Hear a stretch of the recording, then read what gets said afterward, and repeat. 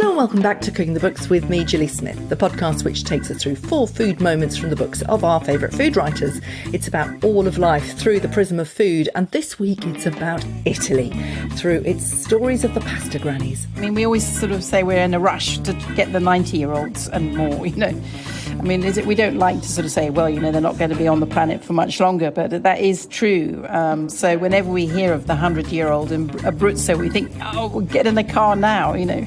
Vicky Bennison won a James Beard Award in 2020 for her first Pasta Grannies book, based on the super homey YouTube series which has won the hearts of millions all over the world.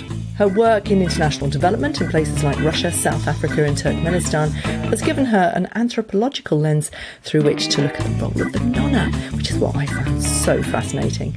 I asked her why she thinks it's hit the spot for so many viewers and readers. Well, I always say that people come for the pasta and stay for the grannies. And the reason the book is called Comfort Cooking is because through lockdown and all the pandemic and stuff, is people found great comfort in watching these ladies who've seen it all before, you know, have survived hard times and are still cheery and, you know, sustaining their families. And I think people found great comfort.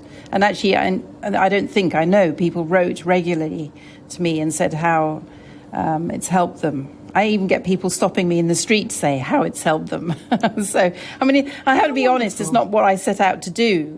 You know, it was just simply to, you know, record these recipes, but it's evolved into something else.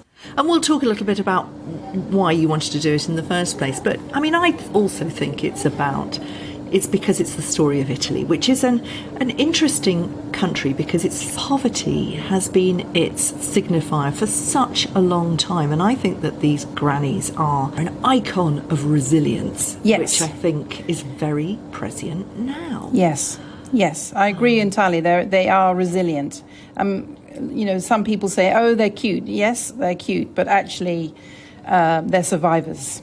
They are survivors, and they tell a story of hardship. They're probably born in about sort of 1930s and 40s, most of them, aren't they? Yes, some in the 20s. So we're trying to get hold of them. Olivia, my granny finder, has just written in to say, I found a 100-year-old. So it's like, yes, got to get there. But I mean, a lot of these women are not even literate, or they probably are now, but they, you know, for most of their lives they would have been suffering great hardship. A lot of them, they wouldn't have necessarily been educated. I mean, take us through some of the stories that they have lived through. Yeah, so it's kind of standard that most of them left at the age of 10. Left education at 10. And maybe one child would stay on if they were clever enough, but everybody else was needed in the fields. Yeah. So, you know, as a mother, your prime job was to produce lots of children who could then go to work. Yeah. And, you know, pasta making had the pink label on it. Is what the women were supposed to do. And they were told that they wouldn't get a decent husband unless they could make pasta properly. And, you know, that's only, you know, it's in the last 40 years that ceased to be the case. And a lot of them would have cooked for their families as well, because, of course, what came with hardship and poverty was illness and death. The girls were put to work, you know, well, they were encouraged, from pretty much the age of about 3 or 4 onwards. And then some of them were unfortunate enough to actually be making pasta properly from about the age of 5. We say, oh, pasta making's too difficult. Actually, no, that's not the case. It's very easy. I mean, it's a very interesting history, isn't it? I mean, particularly looking at what has happened in the last 30, 40 years as women have left the home and gone into the cities. They've been working, and a lot of these skills are really declining now. So we're also watching something that's dying off in front of our eyes almost. Tell us what the grannies think of those women. We may not be necessarily talking about it in the actual YouTube programs, but they must talk to you. You must ask them. What do they think about it? Oh, I think there is no romance in poverty, and so when they see their daughters going off to university or working outside the home, they're absolutely fine with it. You know, there may be a shrug of the shoulders of, oh, you know, pasta isn't made in the home anymore. But what's interesting is that it skipped generation, is that their grandchildren and great-grandchildren are rediscovering those skills. They won't have the same muscle memory because they're choosing to do it at a weekend when they can get the time. But it definitely, there's a kind of a revival of interest because younger people, men and women, are realizing that you can do both. You can have work outside the home and also cook from scratch in the home. And I think also it's not just Italy. This is a thing all over the world, whether it's Mexican or Thai or Turkish food.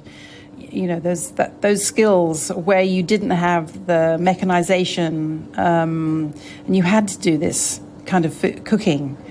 It's all disappearing. So everybody get their iPhones out.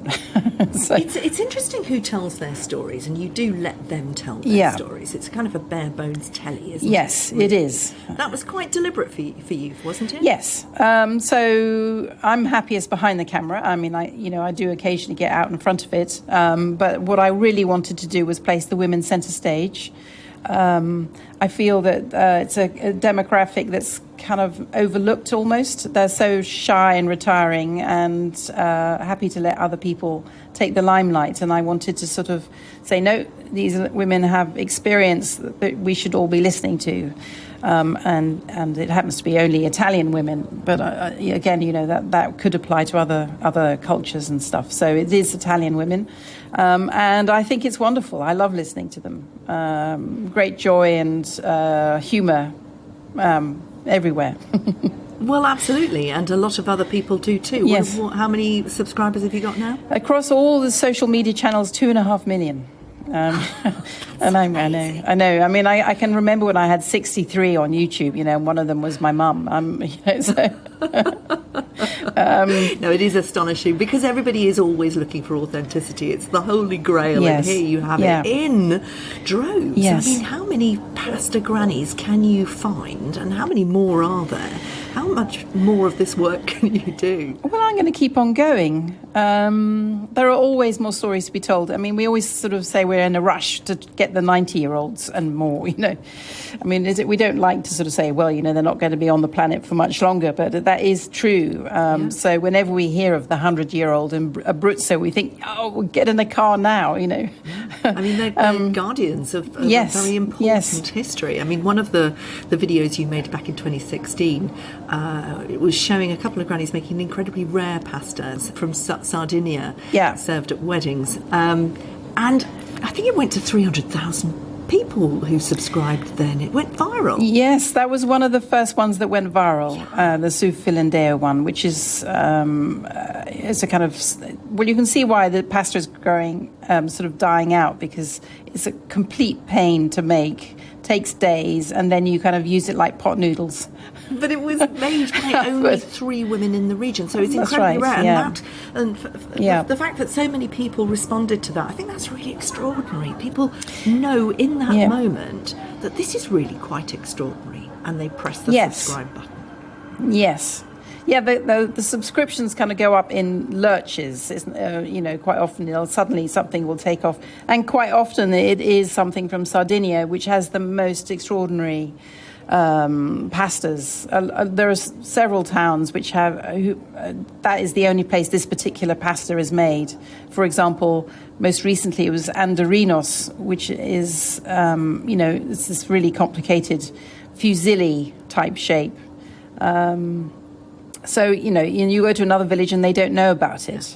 Yeah. It's interesting. It's a real antidote, isn't it, to the sort of the Tuscanopia, the fairy tale version of Italy, that we used to see so much on television. That sort of the 1950s romantic music and the smoke coming out of the chimneys, and then going up the Amalfi Coast and then finding this little shed somewhere where a little old granny might still be making. I mean, it's not like that at all. We go into a granny's house and she's immediately making the pasta.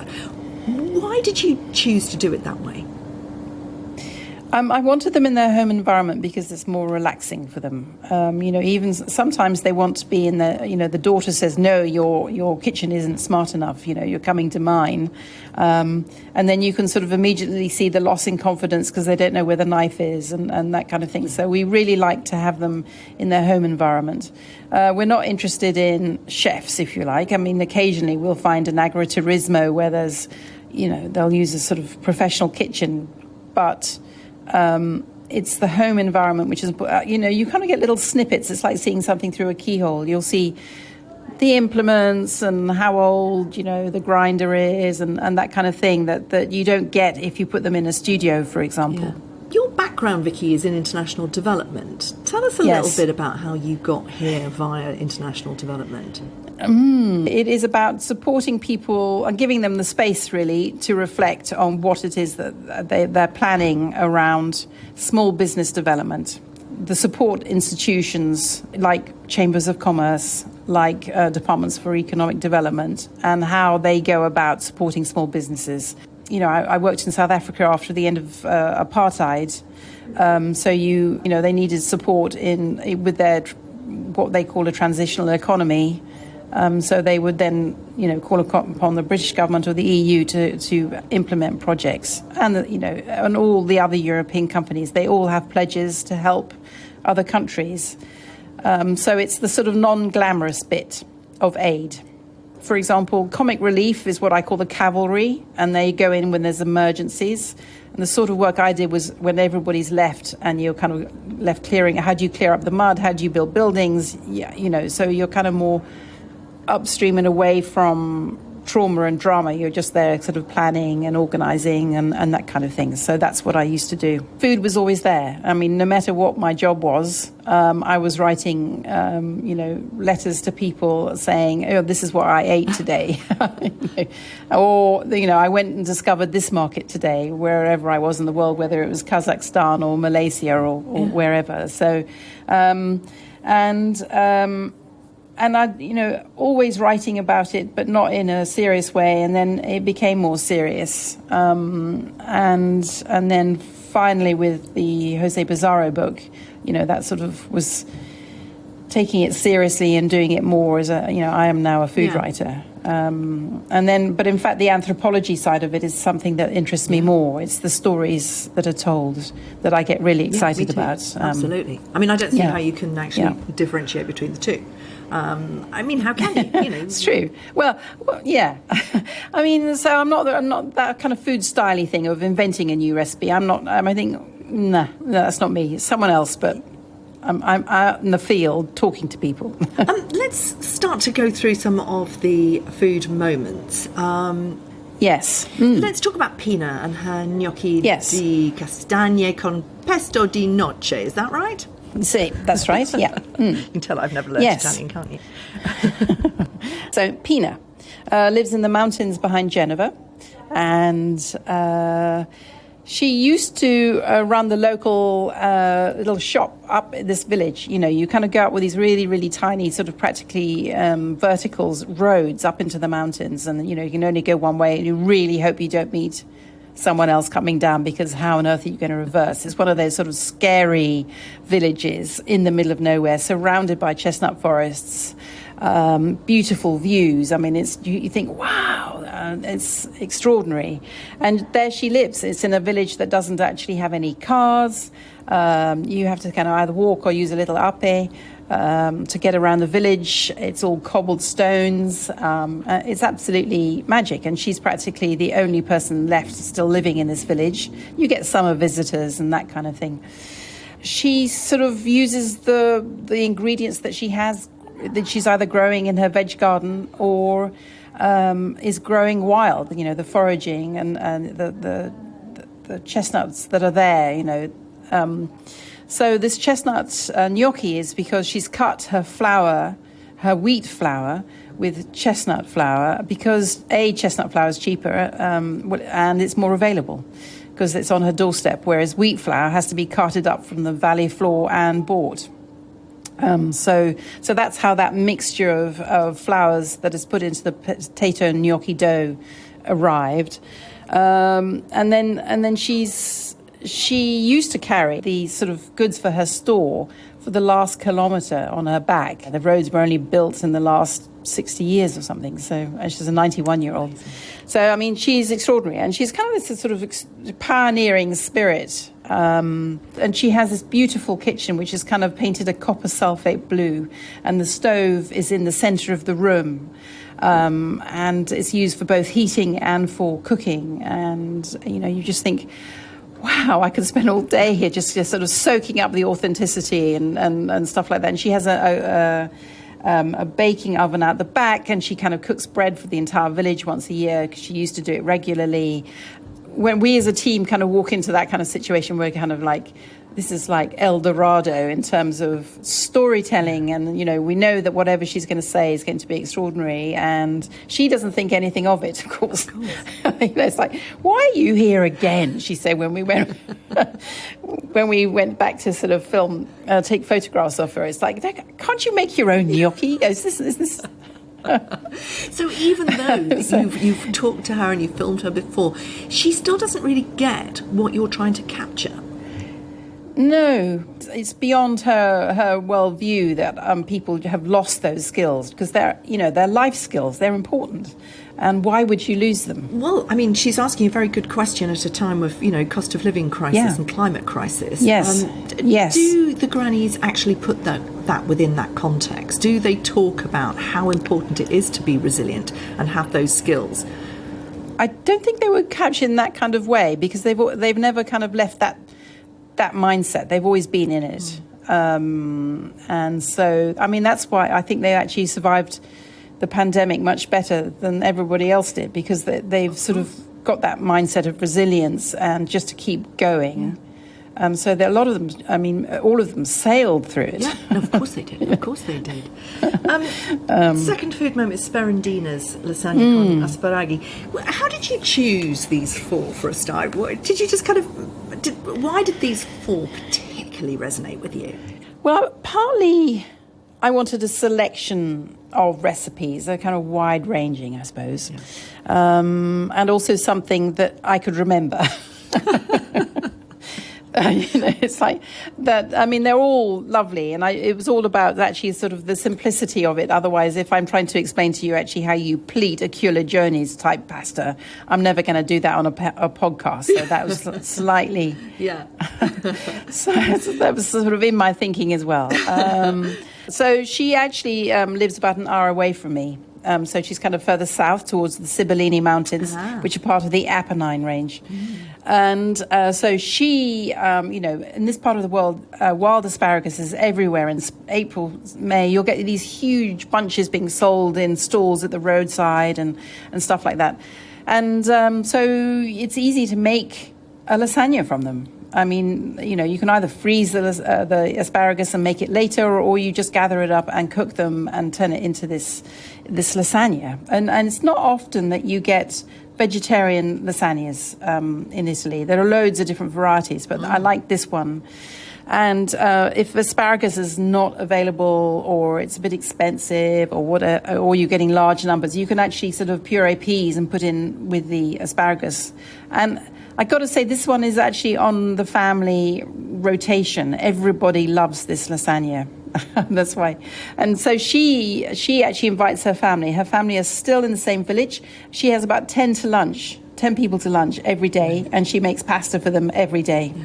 Incredible. And of course that's lentil area, isn't it? That and where the earthquakes were. Yes. I did a piece for the Delicious podcast about the earthquakes there and their impact on the lentil farmers, because there were great boulders in the road, and I had this extraordinary interview in Italian with a friend of mine who was the translator, who had also been through that earthquake, or those earthquakes. Yes. Back in 2017, I think it was, wasn't it? It's been 6 years, and I was there for all four of them. Oh, my God. I mean, how was it for terrifying. you? Horrifying. I mean, they're so noisy, and that's what you don't really expect. It's like being right next door to a sort of fast train coming through a tunnel. And then all the movement that goes with it. Completely terrifying. But how was Sperendina? Did you talk to her about the earthquakes? No. I mean, but everybody kind of shrugs and says, yes, well, we live in an earthquake area. So, you'll have a few weeks outside living in the car and then go back indoors again. But it was more to do with, growing her own asparagus. She's got her own chickens, so of course they kind of go into the dough. And so she's down in the valley, that's where it's not up in the mountains where the lentils are. Yeah, so she's sort of slightly about sort of 35 minutes drive from where they are. And it's a hard area around there. I mean, it's very beautiful. Yeah. But it's just lots of winding roads, and you don't want to forget your milk if you're not actually keeping a goat or a cow. Carla and her risotto. This is your third food moment. Well, in my family, I'm actually known as the risotto maker rather than the pasta maker. I love a risotto, and I was very pleased to introduce some to this book. Carla and her family have a farm near the Veneto, and unusually also grow carnaroli, which is more, it's in a different area. That's up in Piemonte and Lombardy and places, and this they still grow it anyway because they think it's actually better suited to sea area. They're right next door to the sea, and I love this recipe because it's easy. I mean, so for me, it's like there's so many rules that have grown up around risotto, and yes, you have to pay attention, and it bears, and it's a good thing to pay attention to. Those rules do have a place, but it stops people from making risotto. And this one is a great way into making risotto because it's more of a splish splosh, bung it all in and it'll all be fine kind of risotto. So what you do is actually make yourself a chicken casserole. And I think key is for the flavouring is actually the rosemary that goes into it. And then you kind of fish out your meat, put it to one side, and then just bung in some carnaroli rice. And cook it up, add a bit more wine or water, whatever you've got to hand. Make the risotto and return the chicken meat, take it off the bone. Et voila, that's it. It isn't that it's difficult. It is often very slow. It's often very laborious, but it's never difficult. And that's the whole point of it, isn't it? Yeah, and also I think if people use arborio rice, that's slightly more temperamental. It goes a bit mushy if you're on the phone to someone and you're not paying attention, then it will go stodgy. Whereas with carnaroli, you'll never go wrong. Fenny, pizza di scarola. Oh, I love Fenny, and so I just love the fact that she is now 97, I think. And she has this tremendous vibrancy and wants to look gorgeous. So she, every time we meet her, we've now met her about 3 times, she and with the help of her carer these days, she gets her nails done, she gets her hair done, she gets her jewellery, and then she gets dressed up for the occasion. And it's like, you are fabulous. and she made us this pie, which basically it's a pie which you fry. You don't put it in the oven because ovens are too expensive to turn on. And when we went to take photographs of her, we were staying on one island, she's on Procida, and we were staying on Ischia, and we were going to take the ferry back, and she went, no, you're going to take a taxi, you're going to take a boat. And she marched out to a startled seaman and said, these people need to get back to Ischia. And so we found ourselves on a boat. But she just it wasn't imperious. It was just like, oh, I know everybody, and this young man is going to help you. Fantastic. So Italian. Yes, very. It's just wonderful. So there we were in a sort of Bond movie, kind of going speeding across the way. I could see it. One of the things I absolutely love is that Disney Pixar asked you to support the global launch of Luca. Yes. The story of friendship and shared love of pasta. One of my favourite. Oh, isn't it a gorgeous movie? It's absolutely perfect, isn't it? Yeah, wonderful.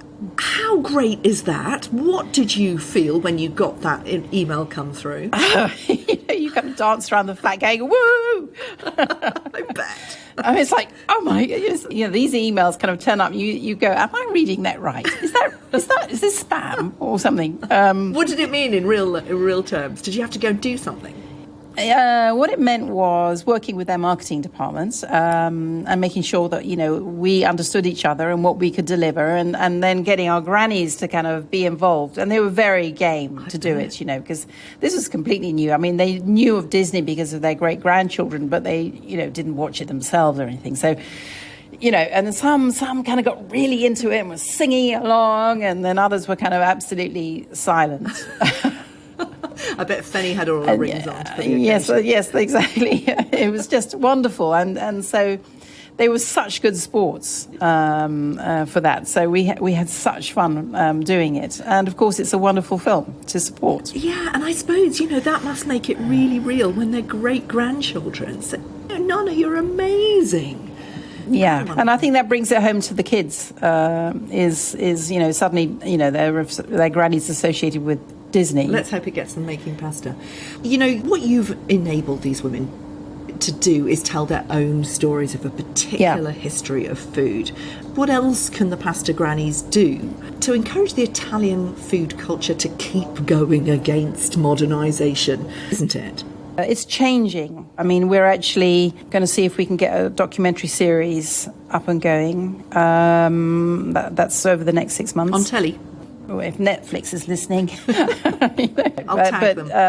Yeah, okay. That'll do it. Actually, I'm harbouring ambitions to actually have a Pasta Grannies Foundation because, I think this is the sort of thing that everybody should be doing. Food is always evolving. You can't sort of stop what people are doing, what comes naturally, but you can keep a record so people can go back to it or feel inspired by it or make it their own in some way. We don't know what that is, but so the principles of cooking from scratch, I think, are the most important ones. It doesn't have to be pasta. It's just like start from the beginning, start with ingredients which are great, honour your seniors' stories about how to be resilient and that kind of thing, and make the most of what you've got.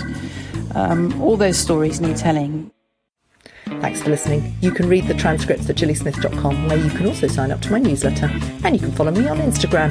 I'm at foodgillysmith. That's where you can also keep up with my adventures in cookery with Leith's Online. Check the show notes and on Instagram for full details of how to get Cooking the Books discounts on Leith's cookery courses, and I'll see you next week.